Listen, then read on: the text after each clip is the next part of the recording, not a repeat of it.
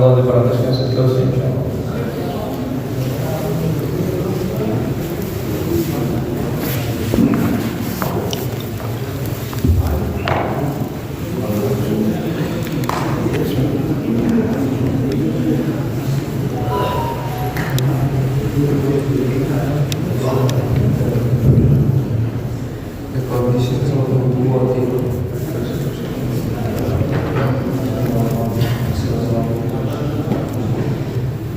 Conditions of wudu. Number 1 is Islam. Number 2, the age of understanding. Number 3, cleanliness from menstruation and post-natal bleeding. Number 4, being free from that which prevents the water from reaching the skin. Number 5, nothing should be allowed that will change the quality of the water. Number 6, knowledge of wudu being obligatory. Number 7, not to assume the fact obligatory acts as sunnah becoming it. And number 8, pure water. Number 9, entering of the time of salah and quantity wudu. For a person who constantly remains in a state of purity. بسم الله الرحمن الرحيم. الحمد لله رب العالمين، وصلى الله وسلم وبارك على سيدنا ونبينا ومولانا محمد وعلى آله وصحبه وبارك وسلم. يا أيها النبي إنا أرسلناك شاهدا ومبشرا ونذيرا وداعيا إلى الله بإذنه وسراجا منيرا. اللهم تب علينا توبة نصوحا طهرنا بها قلبا وجسما وروحا.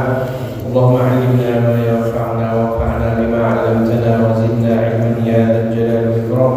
اجعل أعمالنا خالصة لوجهك ولا تجعل لأحد فيها شيء. السلام عليكم ورحمة الله وبركاته. Alhamdulillah, we spoke, unfortunately 2 weeks it has passed by. The first week the weather was storming outside, and unfortunately we had to cancel the class because of people that were coming from afar. And last week, alhamdulillah, we had a program that was running in Iftar and Ashura program, and ask Allah subhanahu wa ta'ala, Allah subhanahu wa ta'ala grant us the blessed year again, inshaAllah ta'ala, and Allah subhanahu wa ta'ala keep away all the difficulties and all the vices and all the calamities away from us. Ameen ya Rabbal Alameen, from the Ummah of Prophet Muhammad sallallahu alayhi wa sallam.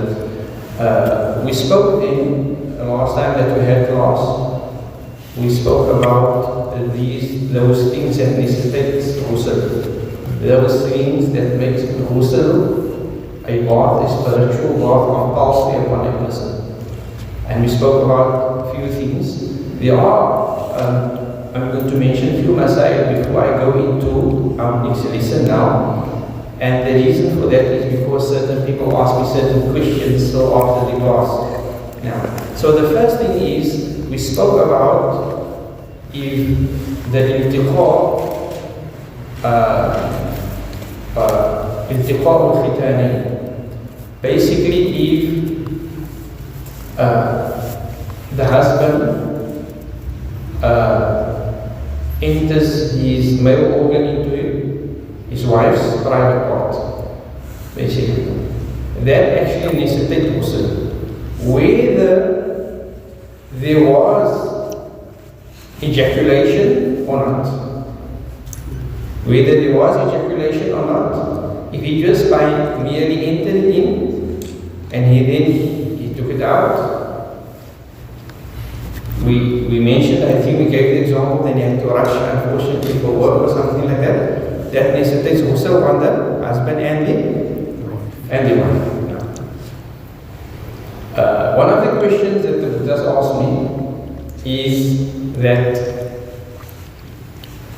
if there's a covering over the male organ, if there's a covering over the male organ, the ulama actually speaks about the fuqaha, the Jews speaks about, especially in the fiqh books, they say even if that covering that is over the male organ is very thick, but the portion that went in what did you say? What is the portion that needs to go in?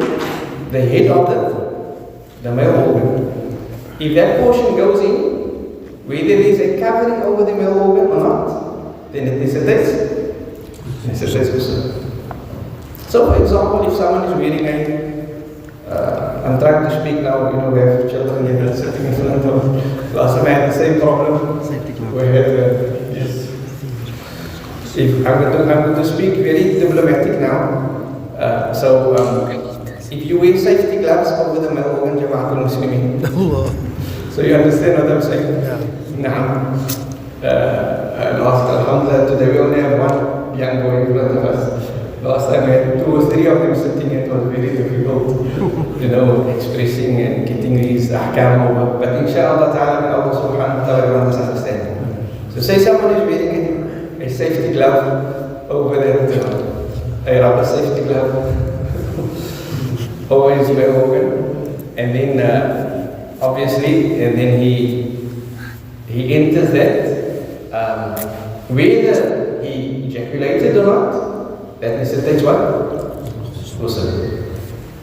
As long as he entered what? The head of the male. Another question that someone asked me is that the male, obviously, if he reaches climate and then ejaculates. The female also, normally, she ejaculates. But the thing is, the ejaculation is different, and hers is more internal than external. Tamam? The male normally, it comes like out, where hers is it's more internal. The question is that if nothing came out, she reached her climate, but nothing came out, does it necessitate ghusl for her?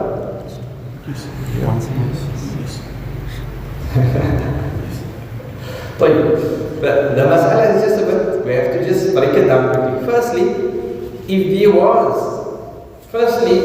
there was intercourse, then obviously there's what? A ghusl upon both of them, because the ghusl is because of the intercourse, whether there was ejaculation or not. The husband then played with the wife, and she reached her climate, and she also, like we say, she ejaculated, but nothing came out. Nothing came out. He didn't have any intercourse. He just played with her, and she reached her climate, and she, like we'd say now, she, ejaculated and stuff like that. We still have young boys in front of us. And is the ghusl necessary upon her? Yes or not?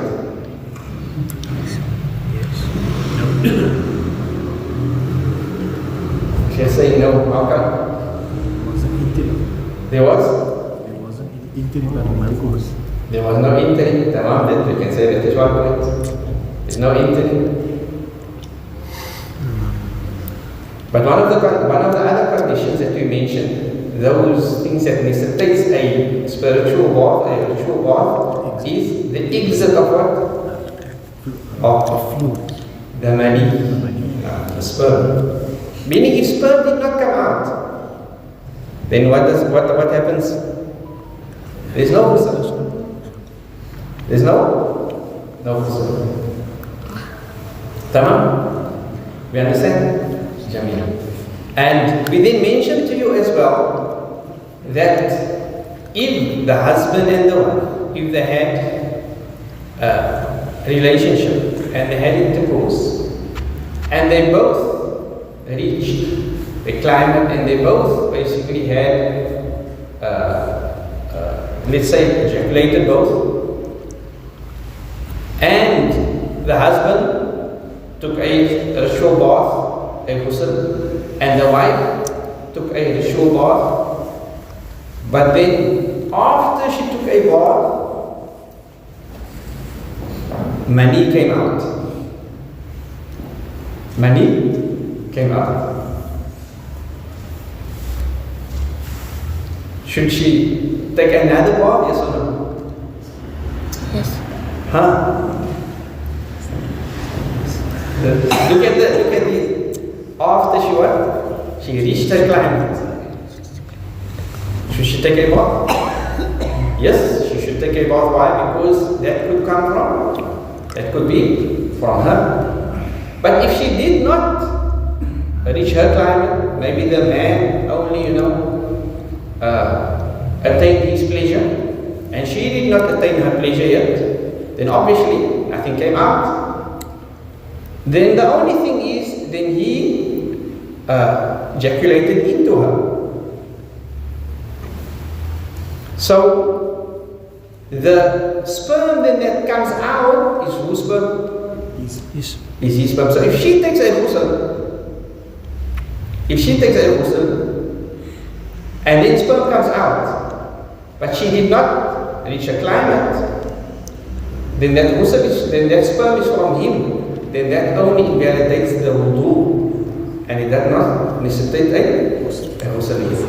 Because one of the conditions we mentioned is that your sperm comes out the first time. So if a man, if he ejaculated and then immediately he jumped in the shower, and that's why it's very important, you must urinate. So you must clean we mentioned this, you must clean the pipes. Because if you immediately jump in the shower and you go work, and then you come to find out the leftovers ran out of the pipeline. And that necessitates a what? Another ghusl. That necessitates another ghusl. And we ask Allah subhanahu wa ta'ala to grant us understanding. No. That is just someone that asked some questions last time. They just wanted some clarity. And ask Allah subhanahu wa ta'ala. So I said, inshallah, next time I will clear that, inshallah. So, can we go on with today's lesson? Or was there any questions?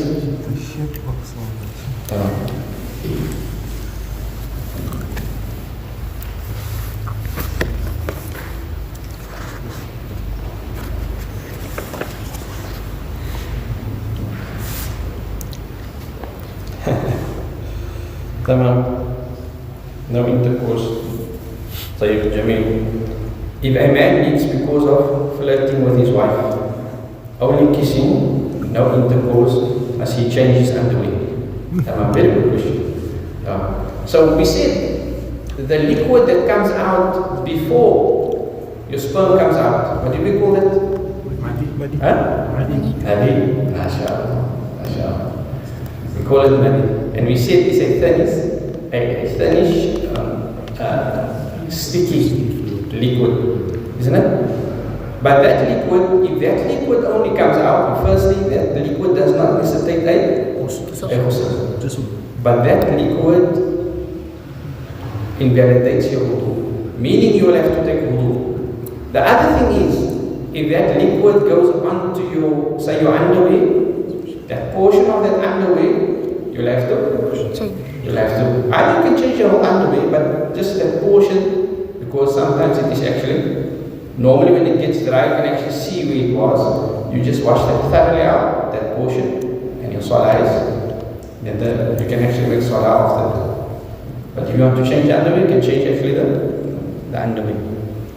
Now, and that is also, there's something else we must be taken into consideration, and that is, we said mani. Is mani pure or impure? It's pure. Mani, sperm, is it pure or impure? It's pure. It's pure. We say it's pure, why? Because you are pure being. You're paying for money. You are. Allah created you for money, so you must be pure. But remember, when it comes out, normally it comes out with what? With the madi. With that sticky liquid, it normally comes out with that before. And that's why if that comes out before and the mani comes out at the same time, because it mixed together, what happens?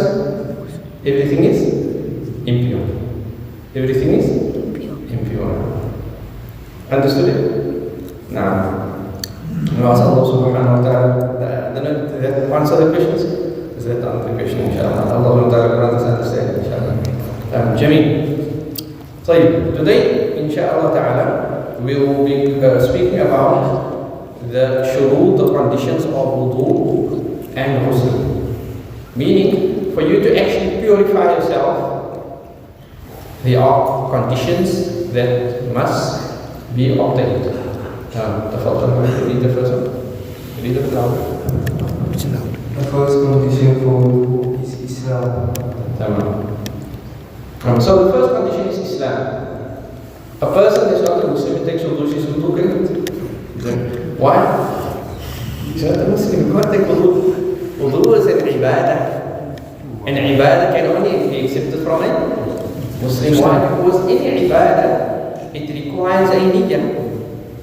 And a niyyah is not accepted for an ibadah, especially is not accepted from a non-Muslim. Now, second one. The second condition for wudu is the age of understanding. The age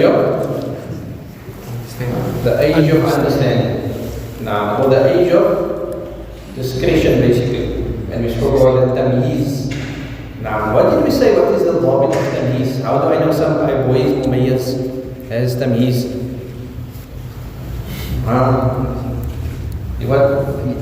He eats on his own. He drinks on his own.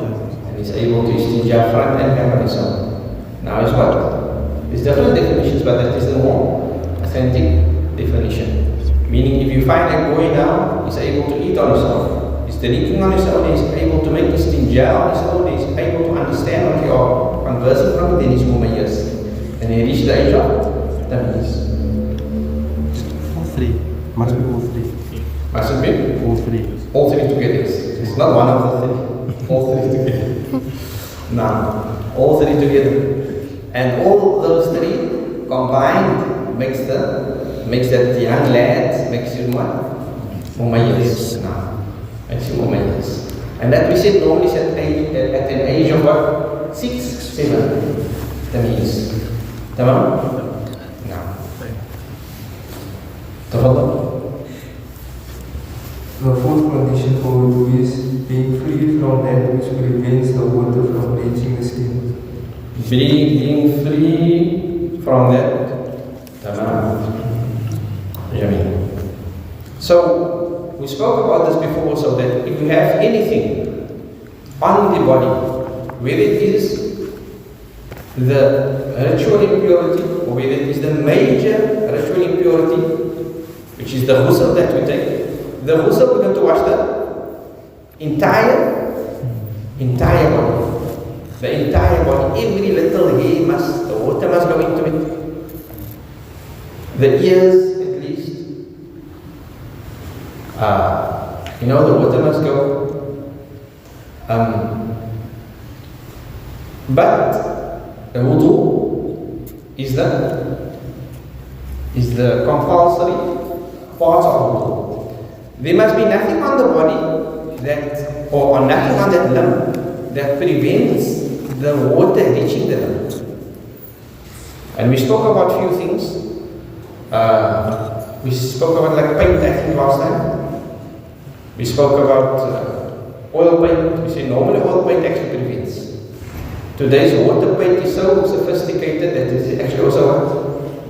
It's always maybe washable, you get it, but I mean it actually prevents the water from actually seeping through. But normally paint, actually the condition is it prevents water going through. The wudu is not correct. The ghusl is also not correct. If you have cream on your face, is the wudu correct? Yes or no? Yes. Why? Because the water penetrates the lotion. The water will penetrate the lotion. We mentioned that last time. But you can stick Vaseline. You can take Vaseline because Vaseline is more like a solid thing. Like place it on your face. Is the wudu correct? Yes or no? No. Wudu won't be correct. The ghusl also won't be correct. Unless you obviously you wipe that solid object over it. That's another condition. But nothing must be on the body that prevent The fourth condition of wudu is nothing should be upon the limb that will change the qualities of the wudu. Nothing should be on the limb that will change the quality of the water. Listen to this condition. There must be nothing on the limb that will change the quality of the water. The water that you can actually, I think I'll talk that will still come. But basically, if I wash you, if you have anything on your limb, you have ink on your limb. If there's ink on your, I think a nice example is a female's henna. Say a female just put on henna. She just put on henna and she wait now, normally they say the green substance that is actually on the arm. And she waits till the henna gets nice and dry, and then she starts scraping the what? The henna off. So when she took the henna off, when she washed her hand, what happened? The water that's coming from that is actually what? It's like a dye water, it's like it changed the color. So the moment the color is changed of the water, that is not considered as wudu. Same like that, if you have ink on your arm, you have to wash off that ink. Meaning the water that comes from that limb must not have changed, basically. Could have changed like this slightly, but must not change the quality of the water. So say a female that had just put on henna, she probably has to wash that hand few times, because when she wash it again, it must be more clean water that is coming from, and not. So that wash, take note, that wash, although the substance is a pure substance, but that wash, that changed the water, that is not considered a wash. Take note of that. That wash is not considered a wash. Sometimes we have people that work actually in certain industries,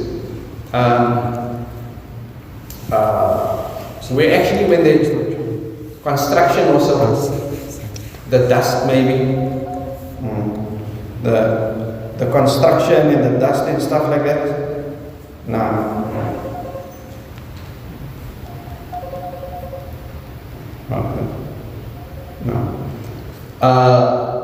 So the dust actually that comes from it, or whatever substance you have on your arm, if it changes the quality of the water, then what happens?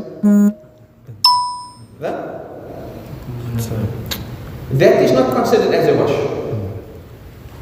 So say example, let's give an example. So now I have on my arm here, I have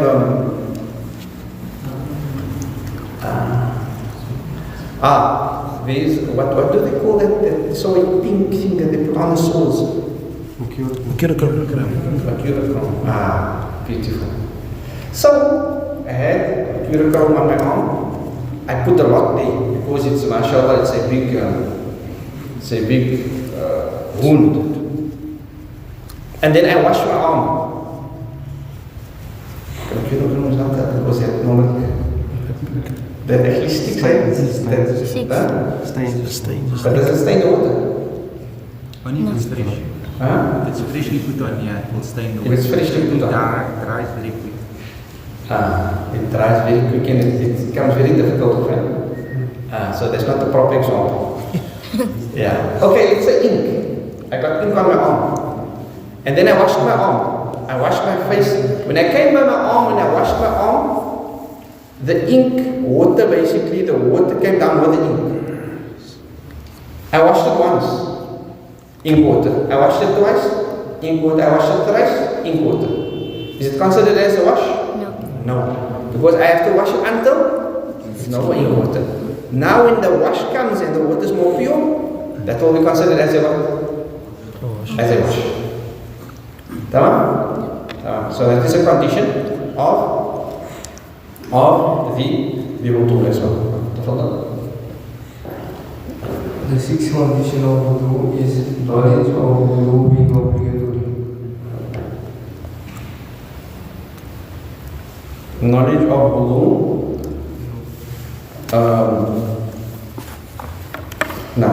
Knowledge of wudu being obligatory. So the person must know that the wudu is what? It's compulsory. For him to make salah, you can't enter into salah unless you have wudu. So it's compulsory, it is fard to take wudu before you enter into salah. Tamam. That's another condition. Tafadhal. The seventh condition.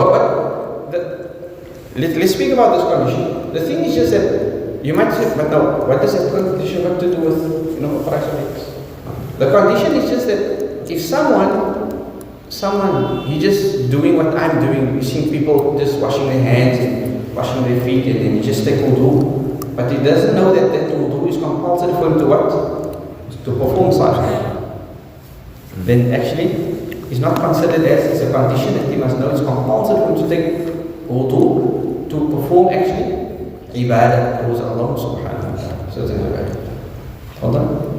The seventh condition for wudu is not to assume the fard to obligatory acts and sunnah to convenient acts. Now, you should not assume that the fard acts are sunnah. I want the Jama'ah must concentrate on this one quickly. So we said, how many, and yeah, we're going to test the Jama'ah now later. How many obligatory parts do we have of wudu? Well, 4. Jameel. But the arkan, the obligatory arkan are from Imam Shafi is how many?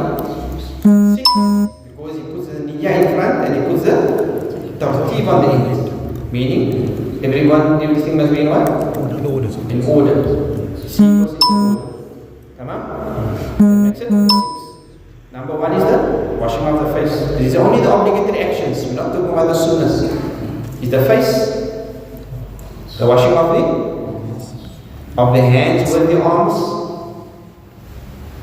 the wiping of the head, okay? Oh, a portion of the head is all the say so, and then the washing of that is 4. If anyone does not know, say someone does not know what is compulsory and what is fard and what is sunnah. Someone just see, hey, the Buddha is making wudu, just see, he tells the person, just do what I'm doing. And then the person also, he just washes his face and so on. And then he tells the person, so there is compulsory actions and there's what? Supererogatory actions. There's fard actions and there's sunnah actions. So he believed that washing the face is a fard. It's a fard action. But then he believed that washing the face is a sunnah action. So you must not believe any of the fard parts as a sunnah. The moment you believe it, the wudu won't be. But there's 3 ways. The first way is if someone believes that a fard part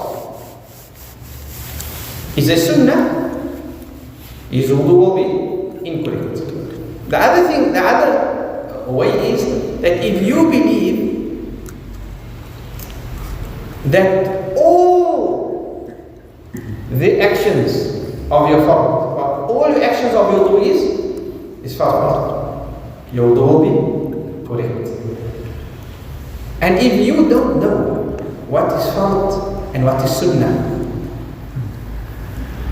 but you know these fard parts, you know they are compulsory actions, and you know the actions in the wudu. You just don't know which one belongs to which.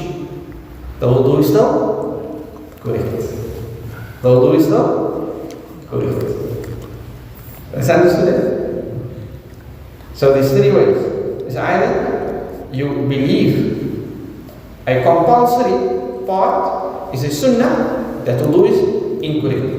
If you believe that all is sunnah, if you believe that all is sunnah, that's obviously incorrect. If you believe all is fard, that will be correct.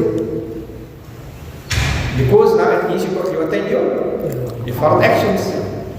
And if you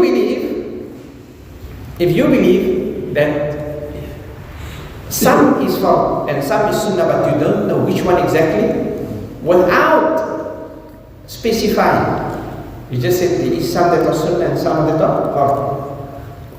Is your wudu correct? Yes or no? Yes. Wudu is correct. The wudu is correct. Tamam. تفضل. The eighth condition for wudu is pure water. Now, the eighth condition is what? The water that you must use for wudu must be pure water. Pure water is normally known as water that either came from the sama, that came down from the heavens, or came from the earth. So what is it? Like rainwater, river water, sea water, well water, spring water, what else? Tap water. No, tap water.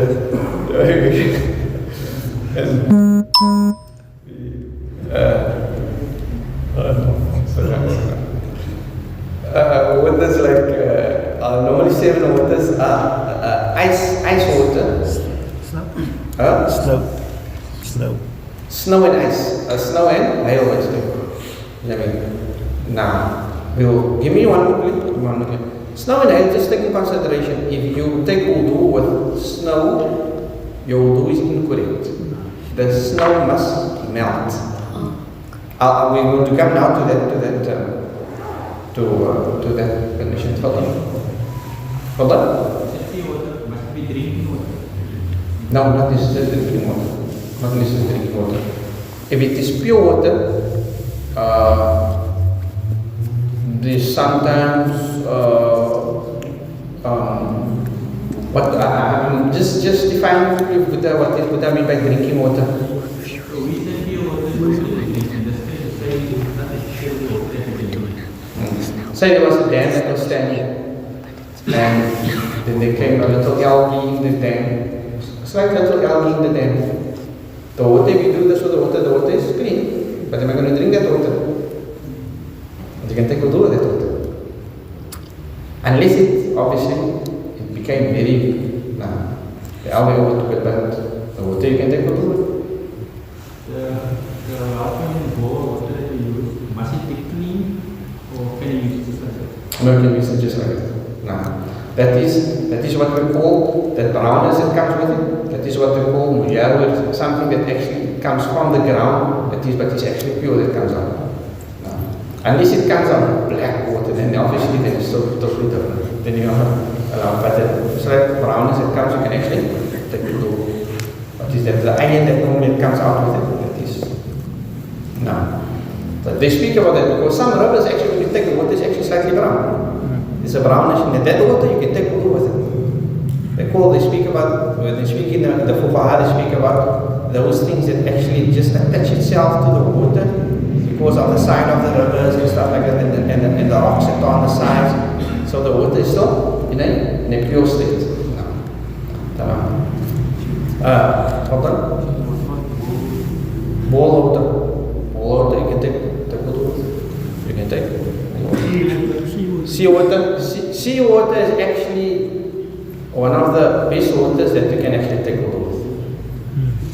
The Prophet Muhammad sallallahu alaihi wasallam said that when the Sahaba came, they went and they got onto a ship, and then the drinking water actually got less. And when they came back to the Prophet Muhammad sallallahu alaihi wasallam, they asked the Prophet Muhammad sallallahu alaihi wasallam, Ya Rasulullah, our drinking water, it became less. Is it permissible for us to wash and take wudu with the sea water? So sallallahu alaihi wasallam, and see the way also sallallahu alaihi wasallam. That's why we say sallallahu alaihi wasallam, u'tiya jawami al-kalim. Jawami al-kalim means that he sallallahu alaihi wasallam, Allah subhanahu wa ta'ala gave him a capability, or that ability of saying few words, but it has deep meanings. So sallallahu alaihi wasallam just made a statement. He says, هو الطهور ماؤه الحل ميتته. Meaning, the sea is such that the water is pure and the dead of it is permissible. The water is pure Al-hillu maytatu, meaning the deed of it is permissible to consume. What does that mean? If you find a dead sheep here on land, can you eat it? Unless it was slaughtered.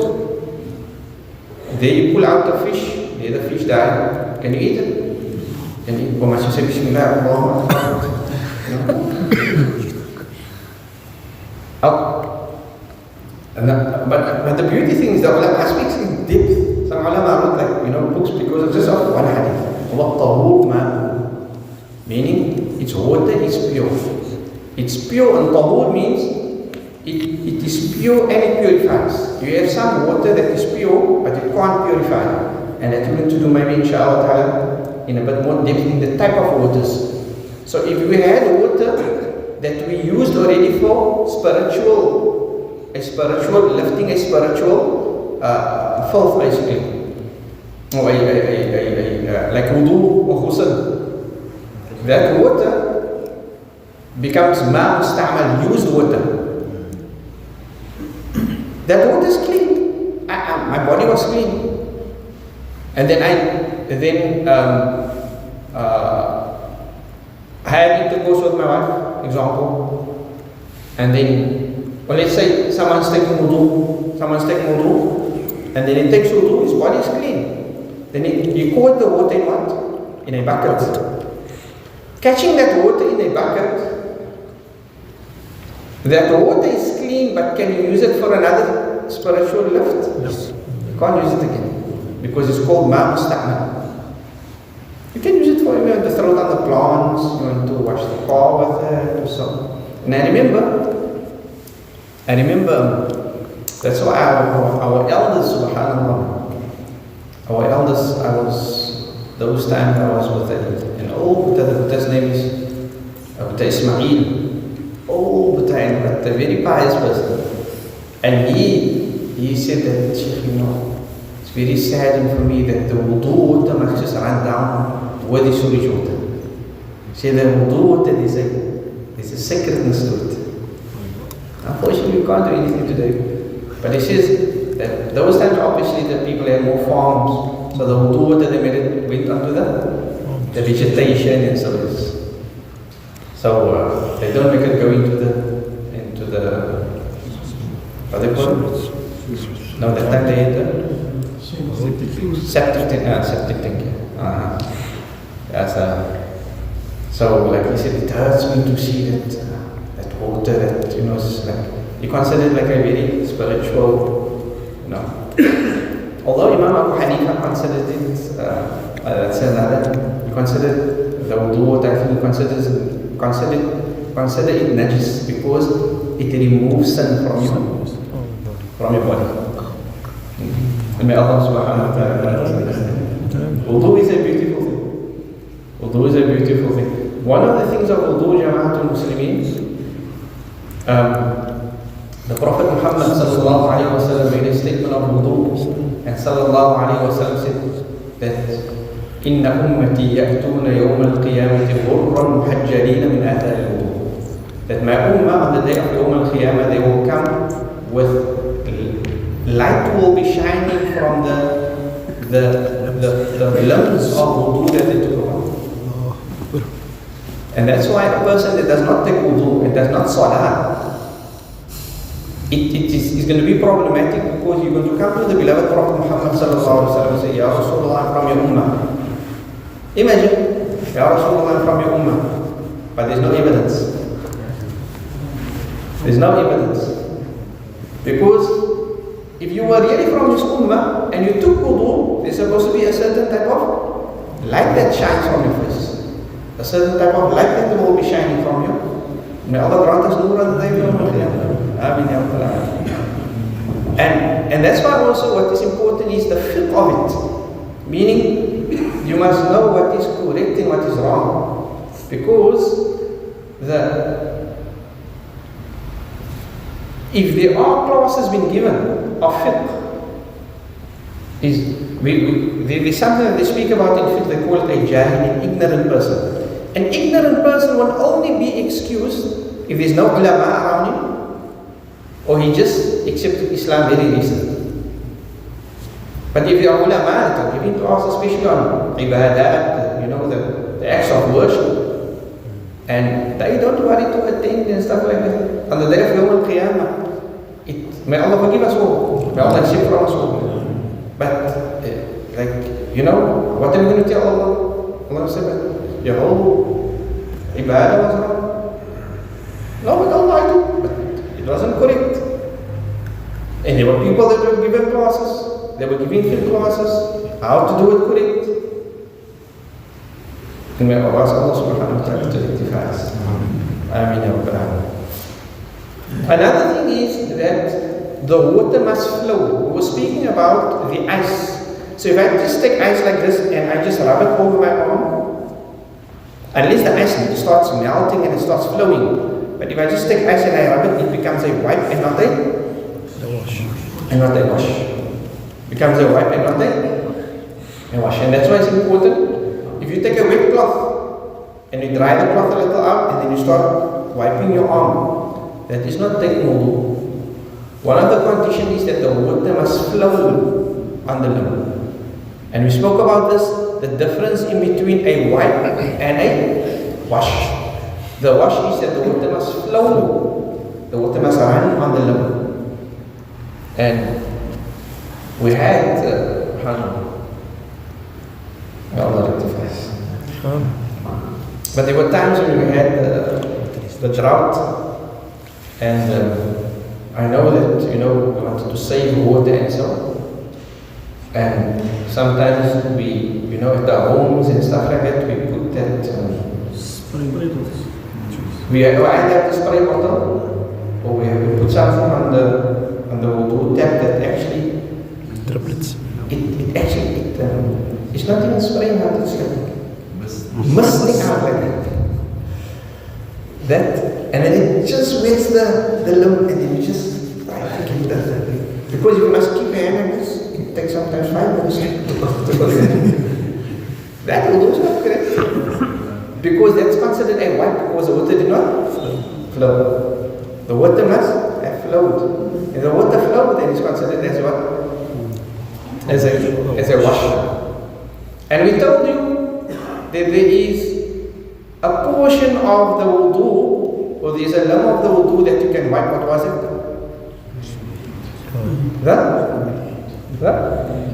The head. The head you wipe. The rest of the limbs you must wash. The rest of the limbs you must, meaning the face must wash. Water must run from it. That's why there's a sunnah where you can actually ask the Imam also of the sunnahs of wudu, and we started checking out. One of the sunnahs of wudu is how to wash the face is taking the water and actually lifting the water to the top of the face and start washing from the face so that the rest of the water can run to the bottom. And one of the ways is that you actually wash. We told you it must go here until the ear. We said we have hair here, that hair must make sure the hair water goes. And then the sunnah is until the ear, isn't it? But it's a sunnah to actually wash the ear with it.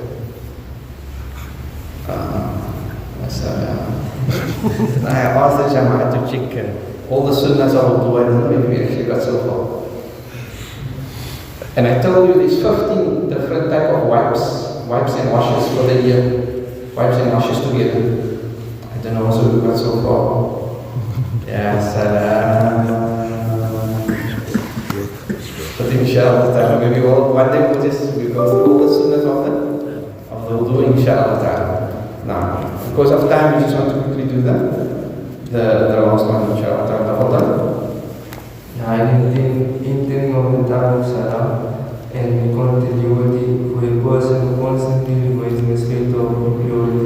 Read it again. Entering of the time of Salah and continuity for a person who constantly remains in a state of impurity. Now, we have someone that is called Da'im al-Hadath. Da'im al-Hadath meaning he's in a state of impurity. Someone that's maybe constantly dripping, or a female that's constantly bleeding, or a person that's constantly farting. It's always a little coming out. Understand? And was Allah subhanahu wa ta'ala cures him? But it happens. These two conditions must be added to him. Only a person that's constantly dripping, these two conditions are added to him. What is it?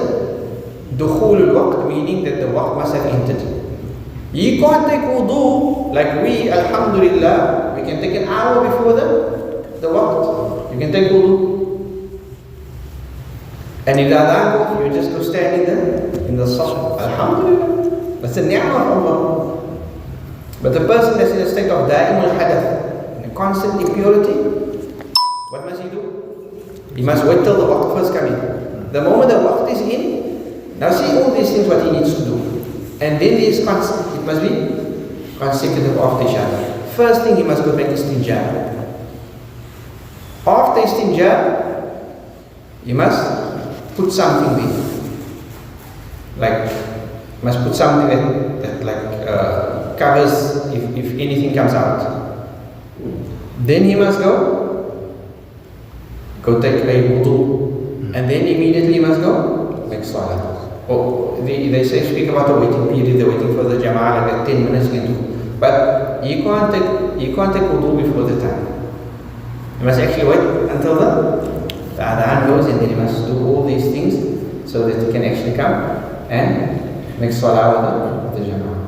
So meaning you must wait until the waqt is in, and then for Maghrib, see, basically what you have to do is you have to just take wudu. You have to just make istinja, put something there. For example, you take toilet paper, you put it there, and you go take wudu, and it comes out. It's not like a long process. It's not a long process. But because he's constantly dripping, and that thing that he had there, maybe if he had something there, he must obviously change it. So if he has something there, he must change it. Sheikh, is it encouraged for that person to stand? Should he sit somewhere? Because if something comes out and he's standing next to Musalli, then that Musalli that is touching his hand, he is touching somebody that has, of course, now dropped something out at least. No, you can make salah in the no. And what we don't know is better, Allah won't hold us accountable for that, what we don't know. We ask Allah subhanahu wa ta'ala to grant us understanding, inshallah. Are there any questions before we? We didn't do number 3, we skipped it. We skipped number 3. Number 3, what's this? Number 3, cleanliness from menstruation and post-natal bleeding. Now, so obviously to take wudu and to take a ghusl, the female must be clean from hayd and nifas, from menstruation and post-bleeding also after giving birth. Taking consideration, there are what you must first take in consideration is, can a female bath her just to be clean if she's in a menstruation? Just to clean herself. Can she? Yes, she can do it. But can she take a bath with a niyyah to lift the impurity?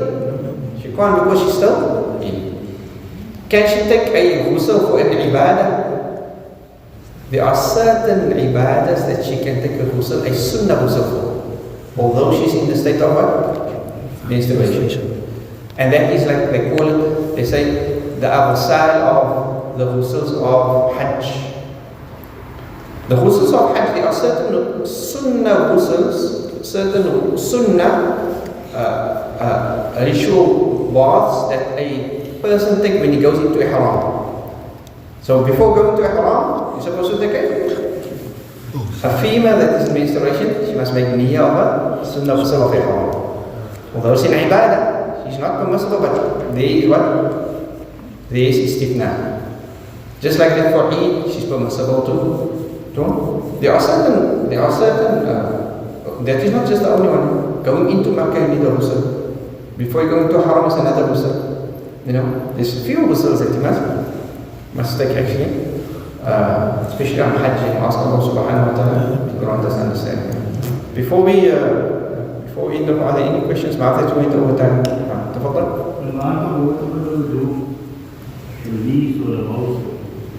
Ma'af, I did not hear. The amount of water.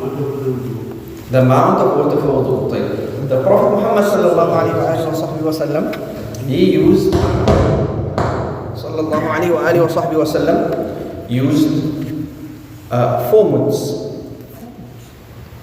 Now, a mud is approximately 750 mils.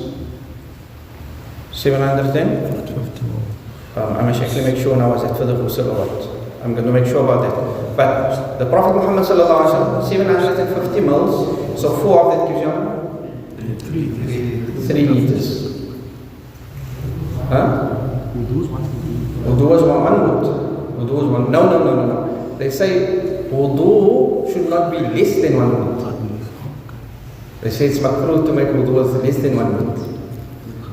Now, because to use too little water is also not. Now, there's few things that is actually makruh. Like to use too little water is also makruh. Too much water is also makruh. Wasting water is makruh. To use extremely hot water, also makruh. To use ice cold water is also makruh. Why? Because your wudu is not going to be correct. Because you do. But if it's nice, good water, Allah Akbar, and then you have to rub it nice. If it's too hot, then no. And ask Allah subhanahu wa ta'ala to grant us understanding, inshallah. So, ghusl is 4. Oh yes, but I'm just going to make sure about that, inshallah. I will make sure about the quantities, inshallah. Just remind me about that next week. Fadlan? The person that is hospitalized that's now lying with tubes and syrups and all that, how does he go Now, so a person that's obviously is in these few things that we have to consider first here. That if he is obviously conscious, he's a conscious person. The person is conscious. If there is someone that can take wudu for him, then they should do that. If there is no one, because sometimes those people that they're not going to take wudu for you every time.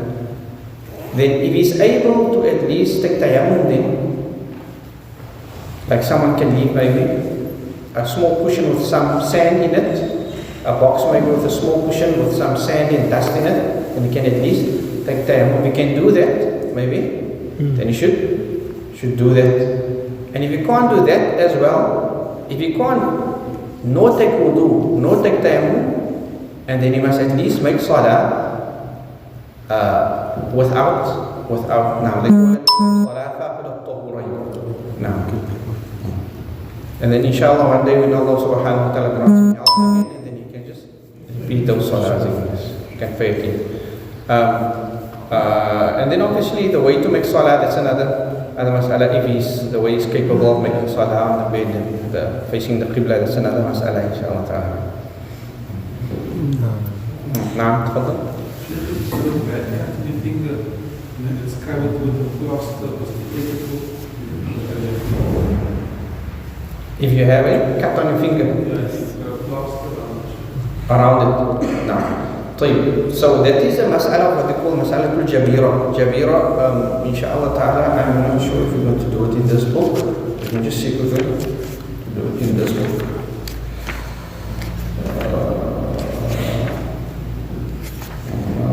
We might do it there. Al-jabira is basically when we have a